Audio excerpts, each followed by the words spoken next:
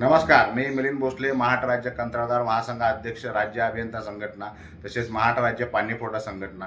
राज्य शासनाचे राज्यातील कंत्राटाचे जवळपास 89,000 कोटीचे देयक मार्च 2025ला प्रलंबित होते.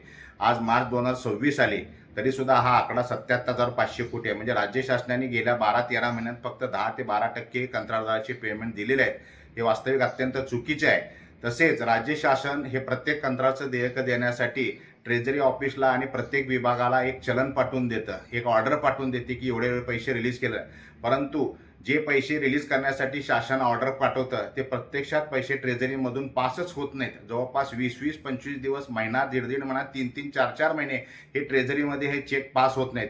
याचा अर्थ शासन जे चेक किंवा जी ऑर्डर काढतं, हे ऑर्डरला जर 3-3, 4-4 महिने पासिंगसाठी आलं ते अत्यंत चुकीचं आहे. याचा अर्थ राज्य शासनाकडे पैसाच नाही आहे आणि पैसा नाही. त्यानंतर नवीन कामं जी विकासाची आहेत ती गेल्या 12-13 महिन्यात राज्य शासनाने विकासाची कामं अजूनही मंजुरी केलेली नाहीत. ही मंजूर न केल्यामुळे राज्यातील सुशिक्षित बेरोजगार 1.5 लाख, त्यानंतर मजूर सहकारी संस्था, ओपन कंत्राटदार 1 लाख, अशा जवळपास 3.5 ते 4 लाख कंत्राटदारावर उपजीविकेचे साधन, जे कंत्राटदार हा व्यवसाय हा अत्यंत धोक्यात आलाय. यावर उपजीविकेचे साधन असलेले जवळपास 3 ते 3.5 कोटी लोकांचा सुद्धा शेतीचा सगळ्यात मोठा व्यवसाय धोक्यात आलाय.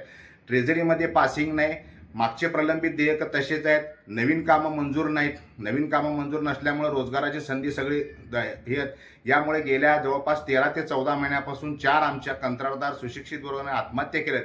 हे अत्यंत चुकीचं आहे. या संदर्भात आम्ही येत्या 9 मार्च 2026 रोजी मुंबईत राज्यस्तरीय तिन्ही संघटनेची व राज्यातील कंत्राटाची बैठक आयोजित केली आहे. या बैठकीमध्ये शासनाच्या या धोरणाचा निषेध करण्यासाठी व मोठा निर्णय घेण्यासाठी आम्ही राज्यातील कंत्राटाची बैठक आयोजित केलेली आहे.